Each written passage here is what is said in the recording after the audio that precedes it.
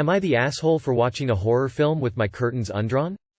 I cannot actually believe this has happened. I am still in shock because I do not understand what this lady was thinking.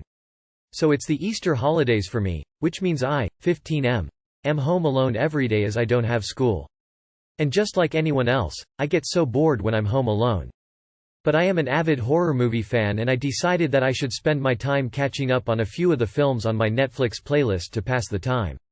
Yesterday I started watching Fear Street.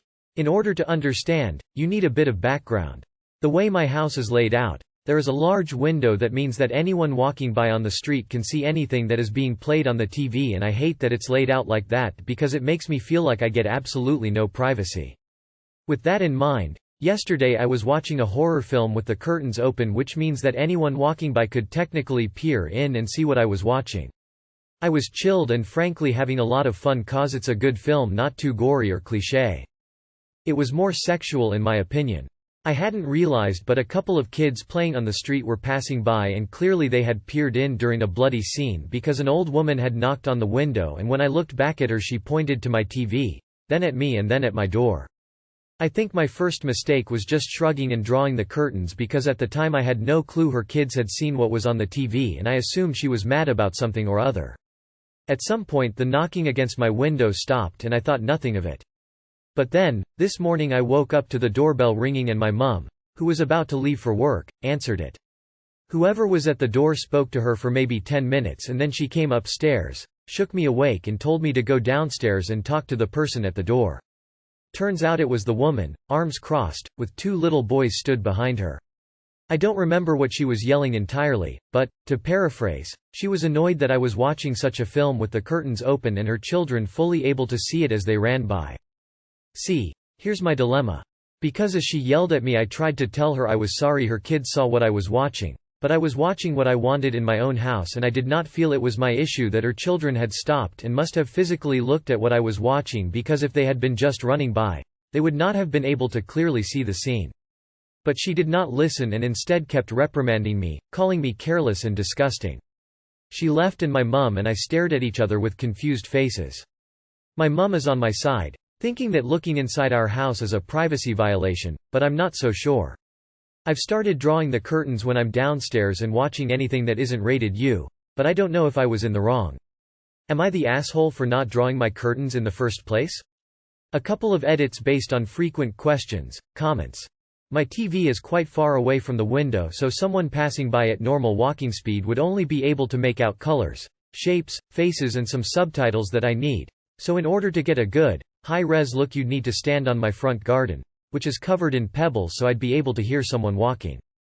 I have no clue how the kids got a good look without standing on the rocks. In my opinion, my mum had woken me up to get a better recount, since perhaps the woman's account was not accurate or didn't sound like something I do. I have no clue. The film had 2 sex scenes at the start. Saying that it was more sexual than gory is because there was hardly any gore in it. Just more spooky. My apologies for that. I should have made it 10x clearer. I would have watched the film in the dark if it weren't for my hatred of the dark and terror of being home alone. Haha. I was watching the second Fear Street, 1978. Not the one with the bread slicer, and I was only halfway through it, maybe 40 minutes or so. Not the asshole. You're in your own house. They're violating your privacy and have the audacity to complain to you that they peeked into your house and didn't like what they see? What kind of bullshit is that? Not the asshole. She should teach her grandkids to not invade the privacy of others. Not the asshole. If the brats weren't peeping in your window they wouldn't have seen it. Not the asshole. You can do whatever you want in privacy of your home. You should tell her you will call the police if you catch them peeking like perverts into your house. I actually think what they are doing is illegal. Am I the asshole for telling my family to mind their business about my medications? I, 39F, was with my husband's, 46M, family. I married into a conservative family. While my husband does not have a lot of the same views, often things can come to a head at family events. I usually just hold my tongue, knowing it's easier to let it be than get into an argument. This past weekend things took a direct aim at me. I take birth control to normalize my hormone levels, so basically I do not bleed to death cause my hormones cannot control themselves, so they don't know when to end the cycle.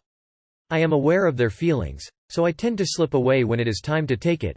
Things ran long and I had hoped to be home, but alas I had to take the meds around them. I moved away from where they were congregated, but someone still saw me take it anyway. I tried to brush it off as just my meds and let it go. Being a woman, she was well aware it was birth control. She said to me that maybe I need to get off them and think about having children, as I am not getting any younger.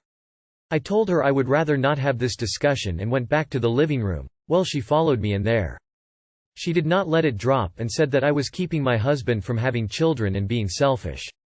At this point everyone was looking at us. I repeated again, this was not a topic for discussion.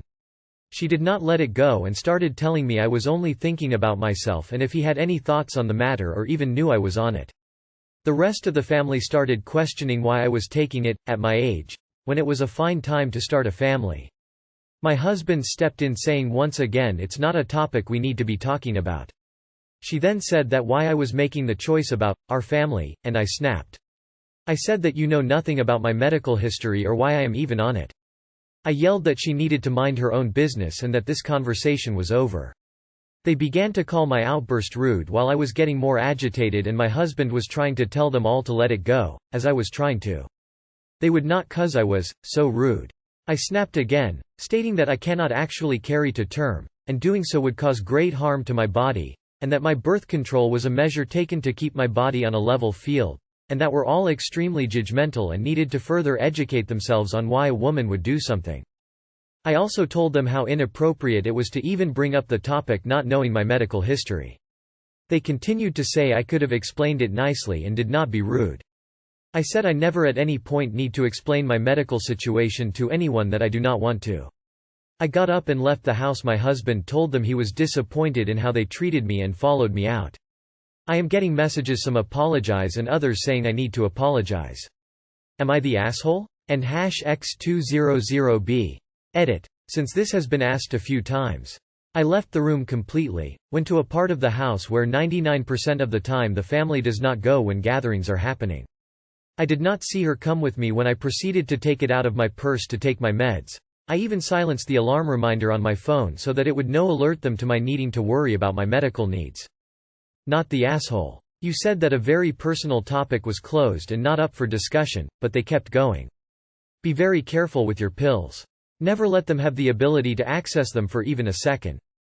Given how intrusive they were and how entitled they feel to you having kids, I would be very concerned about tampering. I thought, this isn't a topic for conversation, was the nice way to put it. Not the asshole. Of course you are not the asshole. And yes, they behaved absolutely appallingly badly, even doubling down when you explained, against your wishes, your medical history. I'm glad your husband had your back. But this kind of behavior is genuinely so infuriating and bit sure I'd want to spend time with them again. I might, maybe, visit for a few hours at maximum in the future if they apologize fully and acknowledge that you have zero to apologize for. But I'm not sure I would even then. Wowzers, they are such big awe. And I don't care what the culture or family dynamic is. Anyone who tells you that you need to apologize should be responded to with, okay, I'm sorry you're such a rude piece of shish, tea, and I'm extremely sorry that you can't keep your GD trap shut about other people's business. Not the asshole. It was rude of your SIL to comment on your meds, rude of them to interrogate you at a family function, or ever. And rude of them to keep pushing you when you told them repeatedly to drop it. They are giantasshole, and I wouldn't blame you for going NC. Your husband might have to be around his family, but you don't. Am I the asshole for letting my son skip his cousin's party and move out of his mom's? Throwaway because my kids know my Reddit account. I, 47 male, have 3 kids with my ex-wife Julie. James, 21 male, Nina, 19 female, and Cody, 17 male. Julie and I split up when the kids were in elementary school due to her infidelity, but we've remained cordial in an attempt to be good co-parents. James and Nina both moved out after high school, but Cody splits his time between mine and Julie's houses. Another thing to note, Cody is transgender. He was assigned female at birth and began his social transition when he was 15. Most everyone in his life supported and accepted him, everyone except his cousin Nate, 18 male.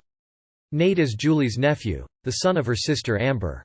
When Cody first went to one of Julie's family event as a boy, Nate berated and insulted Cody to the point of tears, until James and Nina shouted back at him and drove Cody home.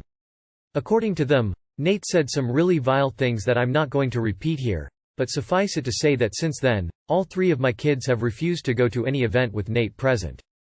Flash forward to last month.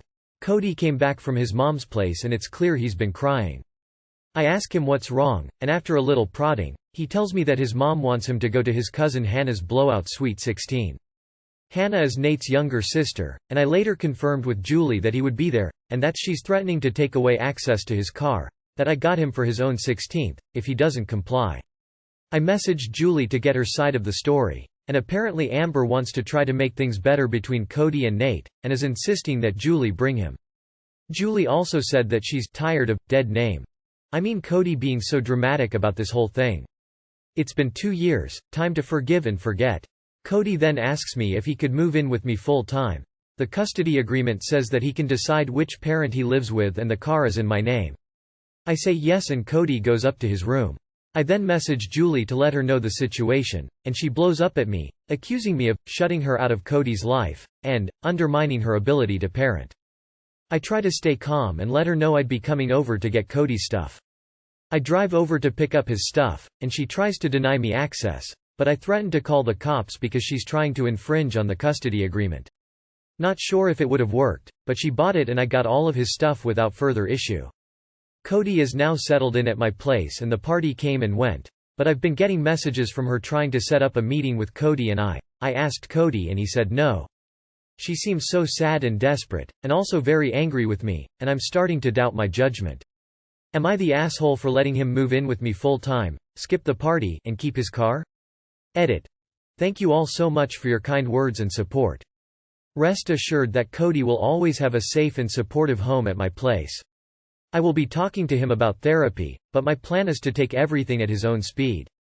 Not the asshole. You did the right thing. Don't force your kid into a situation with a known bully. Your ex-wife clearly wants to be a part of Cody's life and will hopefully realize her mistake quickly. I get that she wants everyone in the extended family to get along, but at what cost? I hope she apologizes to Cody and y'all can be on good terms again. Cody then asks me if he could move in with me full time. The custody agreement says that he can decide which parent he lives with and the car is in my name. I've been getting messages from her trying to set up a meeting with Cody and I asked Cody and he said no. That's all there is to it.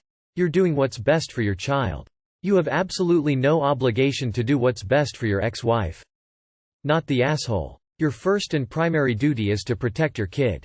Your ex didn't and now she's reaping the consequences. Not the asshole. You are doing a great job parenting and protecting your child from the family bully and his protectors. Too bad your ex has her head up her ass and cannot do the same. It's on her to find a way to rebuild the relationship with Cody. Not the asshole. Am I the asshole for refusing to pay for my gender reveal cupcakes? F22, found out last week my first baby's gender, and it's a little girl. My family are excited about I decided to do a small gender reveal over the Easter weekend. I had this planned for Saturday, so a few days before, I asked a small local business if she could please make 12 cupcakes with pink and blue icing on top, and pink icing in the middle. She agreed and said they would be ready to collect Friday evening. The plan was to pick the cakes up Friday, invite friends and family over Saturday and give some guests a cupcake which would reveal the gender. I only invited a few guests as my apartment is fairly small, and I didn't want to do a large gender reveal anyway, just something cute and fun, plus, everyone loves cupcakes. So Friday evening came, the small business owner, Claire, gave me her address to collect the cakes from, said they would cost £25 and they are ready to collect whenever. I drove to her apartment and knocked on the door. She greeted me there with the box of cupcakes and they looked amazing. They were exactly how I imagined them and thanked her for them. She gave me the box, but just as she did, her large pet dog came running up to me, barking, and jumped at me, knocking the box of cupcakes all over the floor. Claire apologized and shut the dog inside. He was still barking and jumping at the door. She said it's because he gets excited when people come and visit, but he wouldn't have hurt me as he's friendly. At this point I didn't know the damage to the cupcakes as the box landed upside down. I picked it up and the cakes were ruined. The icing had smashed all over the box and some cakes had spilled out onto the ground. Claire looked horrified as I understand she spent a few hours making them for me. She apologized and said she could remake them for free, but they wouldn't be ready until Sunday. I said unfortunately I am expecting my guests tomorrow and Sunday is no good, as I already had other plans. I explained I wouldn't be paying for these cupcakes as they were inedible and ruined by her dog. We agreed payment upon receiving the goods, and since I never received them, I wouldn't be paying. She said that I should still pay as she had to buy ingredients for the cakes and the costs of eggs has gone up, meaning she would be out of pocket. I said if she had control of her dog, then they wouldn't have been dropped, and I am sorry, but again, I wouldn't be paying. I got in my car and left without the cupcakes. I still had guests attend on Saturday. I announced the gender in person, rather than with some cupcakes, but it was still nice spending time with my friends and family. My family were all happy, but my sister-in-law said I should have still paid for the cupcakes as she accepted it was her fault, and offered to remake them for me. I personally don't think I should have had to pay for them, but now I am feeling slightly guilty as I understand it's a small business and a loss of profit would affect her a lot harder than a larger business. Am I the asshole? Not the asshole. Why on earth would you need to pay for something you didn't receive? I know it would be nice to help out Claire a little bit if you guys were friends, but if this is just some lady, then no. Not the asshole. Her dog ruined the cupcakes she made for you. That's sad for her, because it means she can't get paid for them. You don't need to pay her for cupcakes you didn't receive because her dog destroyed them. Not the asshole. It's a shame and it sucks for her, but she should be locking her dog up when handing over delicate goods to customers, especially since she admitted she knows he gets excited when people visit. Hopefully she learns the lesson for the future. She's out of pocket and lost the cost of ingredients because her dog ruined them. Her offer to remake them for the day after your event is not a solution that works for you and was not what you agreed to. Not the asshole. Not the asshole at all. I'm shocked she even asked for payment after that.